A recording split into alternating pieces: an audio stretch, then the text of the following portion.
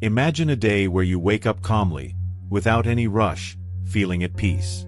But as the day goes on, the demands, expectations, and opinions of others start to creep into your mind. Before you know it, you begin to give in, to adjust, to negotiate that happiness that felt so completely yours when you woke up. Sound familiar? Today, we're going to explore how, through Buddhist wisdom, you can make your happiness non-negotiable, something that no one and nothing can take away. Stay with us to discover how to protect the most precious thing you have, your inner peace. Chapter 1. The Importance of Inner Peace. To understand why our happiness must be non-negotiable, we first need to grasp what it truly means to have inner peace. From a Buddhist perspective, inner peace isn't just a fleeting feeling of calm. It's a deep state of tranquility that arises when our mind is balanced, free from the desires, distractions, and attachments that lead to suffering. This peace is the core of true happiness, a happiness that doesn't depend on external circumstances or the approval of others. Imagine a lamp shining in a dark room. That lamp is your inner peace, and its light is constant and warm.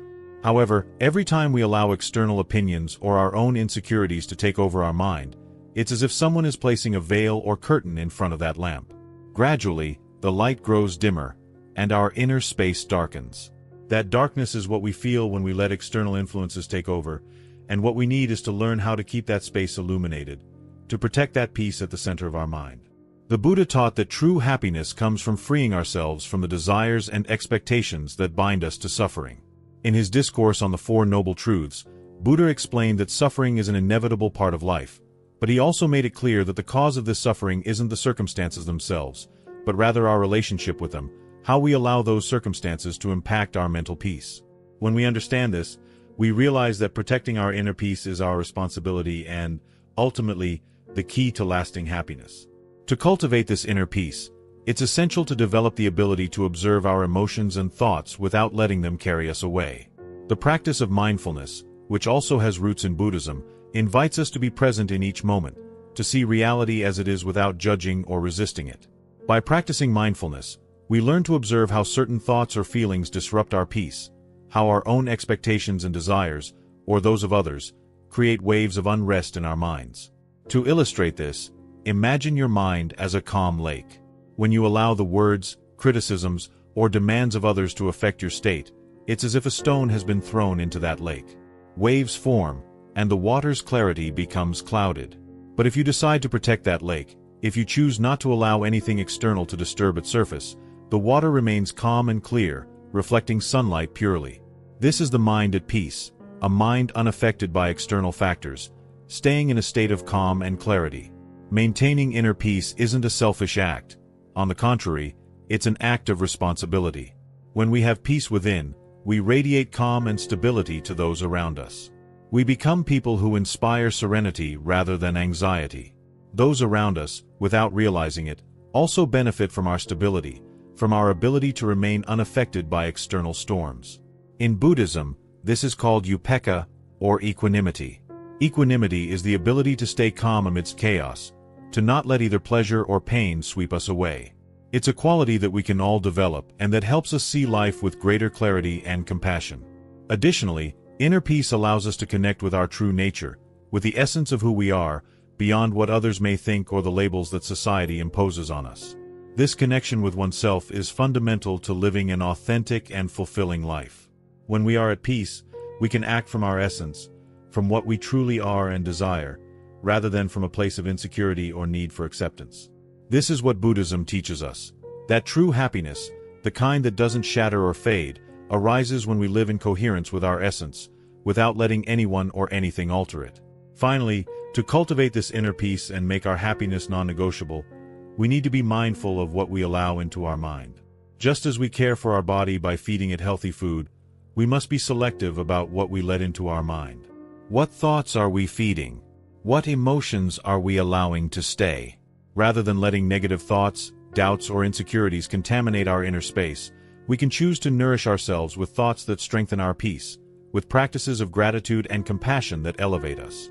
Every choice we make, every time we decide not to get caught up in negative thoughts or emotions, we are cultivating that inner peace. In summary, inner peace is the foundation of our happiness, and protecting it is an act of self-love and responsibility. By understanding and applying these principles, we can begin to see happiness as something non-negotiable. Something that doesn't depend on what happens outside or on what others think of us. As we cultivate that peace and learn to observe our emotions without judging or being swept away by them, we become stronger, more stable, and our happiness turns into something solid and deep, something that truly belongs to us. Chapter 2. Identifying the sources of suffering. Once we understand the importance of inner peace, the next step is to identify what elements in our lives are undermining that peace, and therefore our happiness. From a Buddhist perspective, suffering isn't simply physical or emotional pain. It encompasses anything that generates restlessness, dissatisfaction, or anxiety.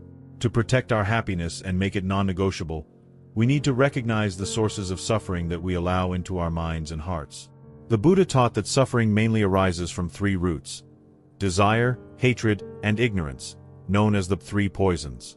These poisons cloud our minds, and when we don't identify them, they lead us into behaviors that compromise our peace.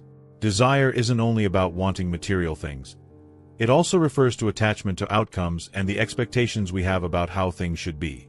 When we live with rigid expectations, every time something doesn't go as we planned, we feel that something is missing, and this sense of lack leads us to suffer. A common example is when we rely on others' approval to feel happy. If we base our self-worth on what others think of us, every criticism, every negative comment, or even an indifferent gesture becomes a source of suffering. We feel vulnerable, as if our happiness were in other people's hands. But when we identify this need for approval as a source of suffering, we can begin to question it and work on our emotional independence. We can ask ourselves, why do I feel the need for others' approval to be happy? What's preventing me from feeling whole on my own? Another major source of suffering is hatred or aversion, which manifests as rejection toward people, situations, or even parts of ourselves. Every time we feel hatred or rejection, our mind fills with tension and resentment, stealing our peace. Sometimes, hatred arises as an automatic response to situations we don't understand or that make us uncomfortable. For example, if someone at work receives more recognition than we do, it's easy to fall into resentment and comparison, creating unnecessary suffering. But if we identify this reaction, if we observe how hatred or envy manifests in our mind, we can begin to free ourselves from its control. Instead of viewing others as threats, we can see them as opportunities for reflection and growth. The third root of suffering is ignorance, the inability to see reality as it is. Often, suffering arises because we cling to illusions, ideas, or concepts that pull us away from the true nature of things. For instance, we might believe that if we have a bigger house, a better job, or an ideal relationship, we'll be happy forever. However, this is an illusory view, as everything in life is impermanent and constantly changing. Buddhism teaches us to see reality clearly, to accept that nothing is permanent, and that happiness doesn't depend on external conditions but on how we choose to respond to those conditions. Identifying sources of suffering also means observing behavioral patterns and relationships that affect our inner peace. Ask yourself, what situations or people create the most stress and anxiety in your life? Are certain commitments, expectations, or interactions undermining your happiness?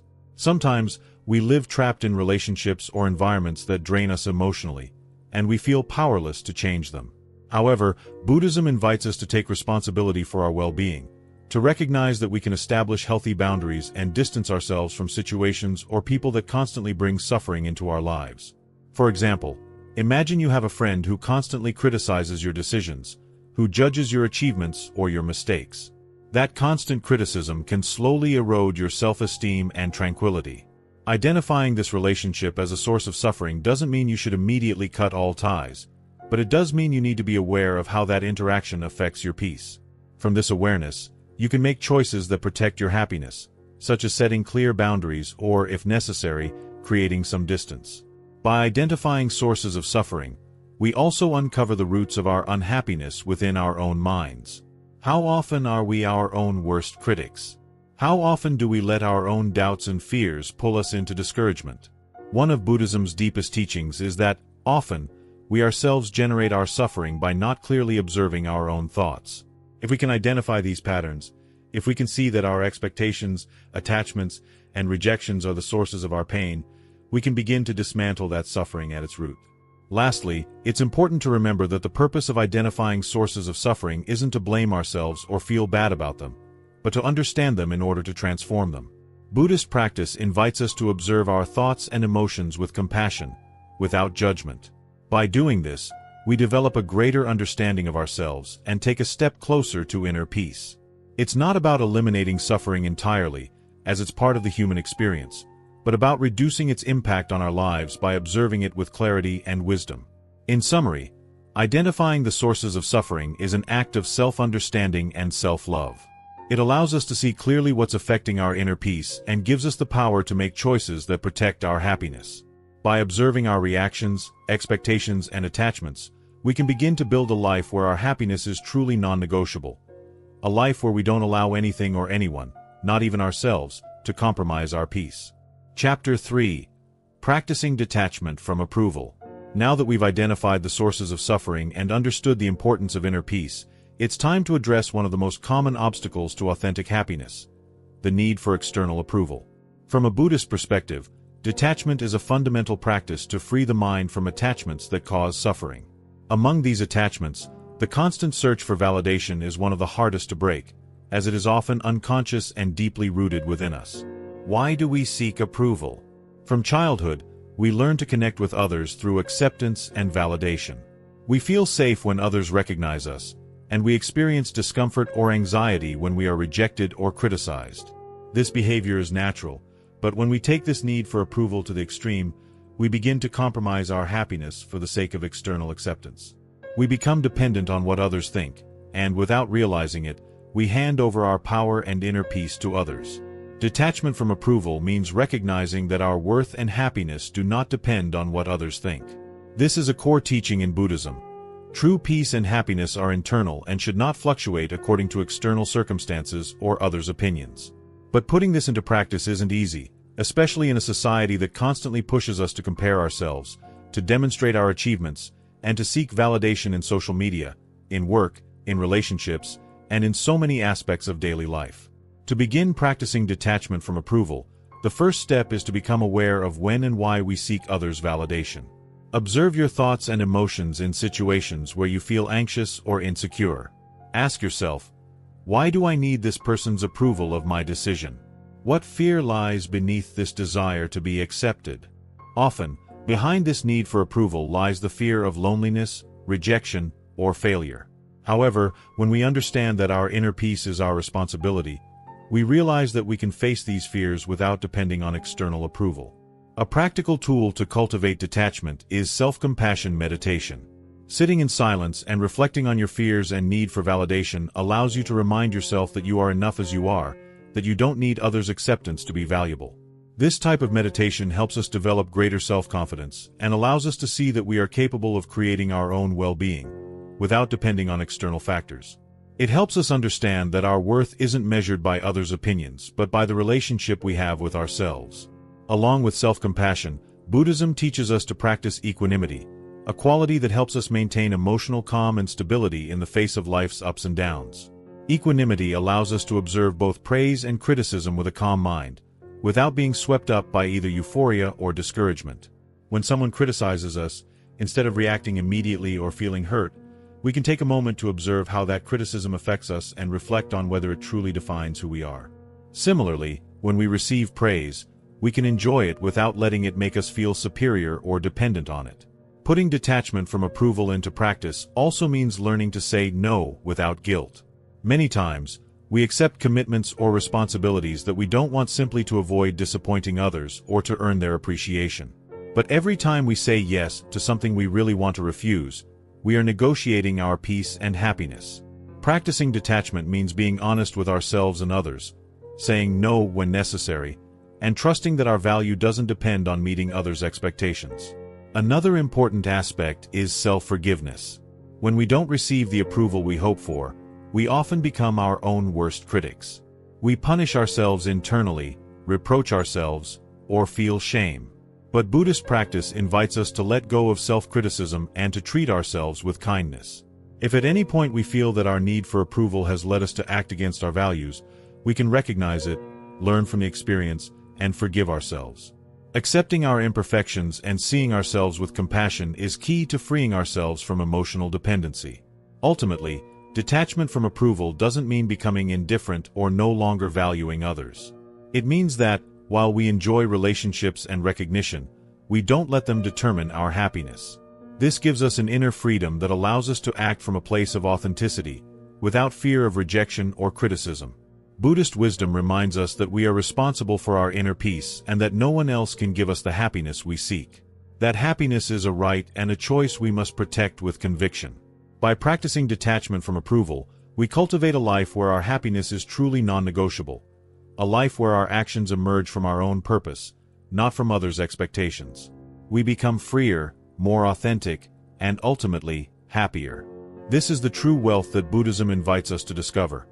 A deep happiness that doesn't depend on anything external and that remains intact, even amid challenges. Chapter 4. Establishing healthy boundaries.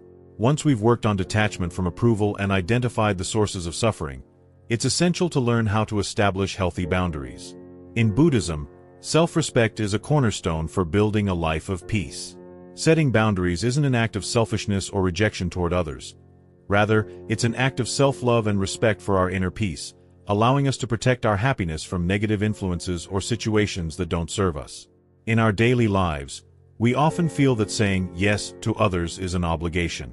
We say yes to commitments that overwhelm us, to responsibilities we don't desire, or to relationships that don't bring us tranquility, simply to avoid conflict or to feel useful. But in doing so, we deplete our energy and our peace. Genuine happiness requires that we care for our energy and know when and how to set clear boundaries. By doing this, we prevent external demands from overwhelming our peace. Healthy boundaries not only protect our happiness but also improve our relationships. When we establish boundaries with clarity, the people around us know what to expect and how far they can go. This doesn't mean we're harsh or inflexible.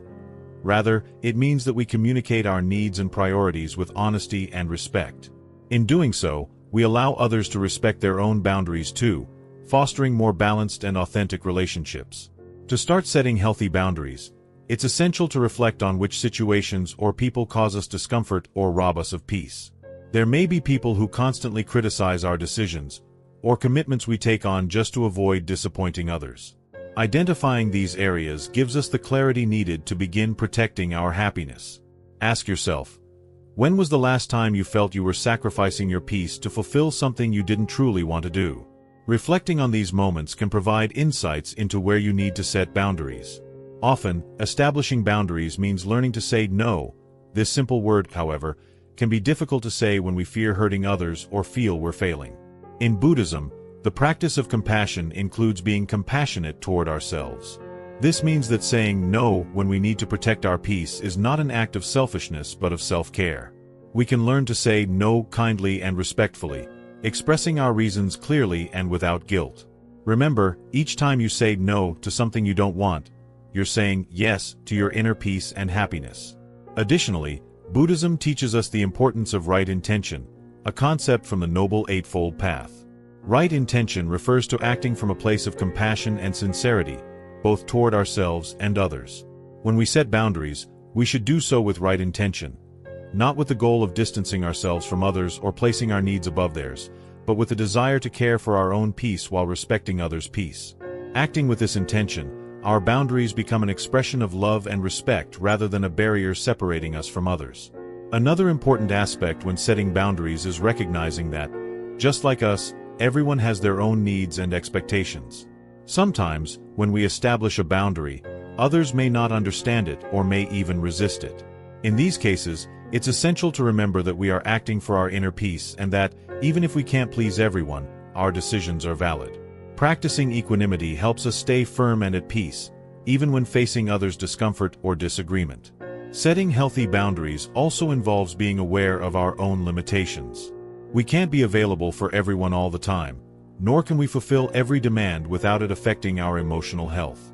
Recognizing our limitations and setting boundaries based on them is a sign of respect toward ourselves.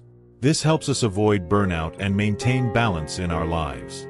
Remember that protecting your energy is an act of responsibility, as only when we are peaceful and balanced can we offer our best to others. Finally, Establishing healthy boundaries is a process that strengthens with practice. Initially, it may feel challenging or uncomfortable, especially if we aren't used to doing it. However, each time we set a clear boundary, we're paving the way to a more authentic and fulfilling life. The benefits are immense.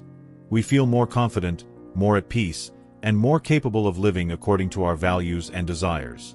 In summary, healthy boundaries are essential for a non-negotiable happiness. They help us maintain our inner peace, respect our energy, and build relationships based on respect and authenticity. By learning to say no without guilt and setting our priorities, we protect our happiness and create a life in which our decisions reflect our values and desire to live in peace. Remember that, ultimately, only you can decide what deserves your time, energy, and tranquility. Making your happiness non-negotiable is an act of self-love that will transform not only your life but also how you relate to the world.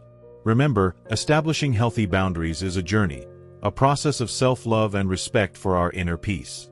If this reflection has provided value and inspired you to protect your happiness, subscribe to the channel to continue learning how to build a fuller, more peaceful life together. We'd love to hear from you, so leave your comments and share your experience with healthy boundaries in your life. Share this video with those you feel could also benefit from this teaching. Together, we can build a community that respects and cares for its inner peace. Chapter 5: Daily Practices for Non-Negotiable Happiness. To make our happiness truly non-negotiable, we need to establish daily practices that nurture our inner peace and strengthen our resilience. In Buddhism, happiness isn't seen as a fleeting state but as the result of a mind in balance and at peace. This is achieved through habits and routines we cultivate daily, focusing on what truly matters and letting go of what distracts or causes us suffering. The first step to establishing non-negotiable happiness is the practice of meditation. Meditation is a fundamental tool in Buddhism because it allows us to observe our mind, our thoughts, and emotions without judging or identifying with them. When we meditate, we develop the ability to witness our internal experiences, which helps us not to be swept away by worries or desires. A peaceful mind isn't one without thoughts but one that knows how not to cling to them. Dedicating a few minutes each day to meditation is like watering the seed of happiness within us. Another essential practice is gratitude. Often, our worries and desires prevent us from seeing all the good things we already have in our lives.